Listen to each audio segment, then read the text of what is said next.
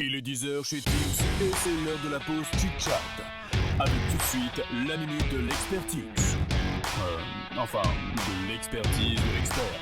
Bref, vous avez compris. Alors, les évolutions que j'ai constatées ces 2 dernières années, de la qualité de vie au travail à la qualité de vie au travail en télétravail, c'est tout d'abord une accélération du temps. Et c'est notre regard, notre rapport à la relation au travail qui a évolué. On parle d'autonomie, de conciliation des temps de vie, de flexibilité. J'entends par là horaire, lieu de travail ou encore d'organisation avec un management de proximité. Un autre constat flagrant, c'est le stress qui ne cesse d'augmenter et on entend par là mal-être, anxiété, épuisant jusqu'au burn-out. Alors que nous bénéficions d'une réduction de temps de travail, on parle de 4 jours par semaine, ou d'une amélioration des conditions matérielles. Et là, on parle effectivement d'outils digitaux pour travailler à distance en mode collaboratif. La bonne nouvelle, c'est qu'on peut bien sûr agir au niveau organisationnel.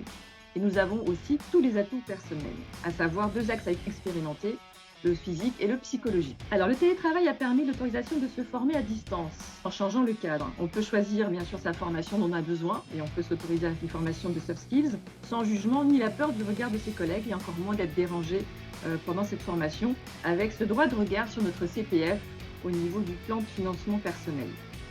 Cela répond aussi à une forte demande de reconversion professionnelle que j'ai pu constater pour changer de poste ou monter en compétences avec des formations, des fonctions comme le Chief Happiness Officer, le fameux responsable d'expérience collaborateur, ou la démarche qualité de vie au travail au travers du bien-être des collaborateurs. Dans la vraie vie, ça donne quoi?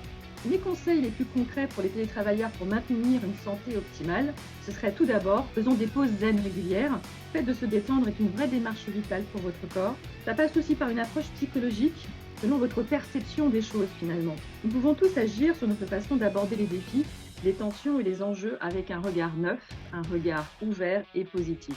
Et n'oublions pas bien sûr d'accepter de nous faire aider. L'idée d'avoir le lien humain est un des facteurs les plus puissants sur du long terme pour limiter bien sûr les effets du stress chronique et maintenir votre santé optimale.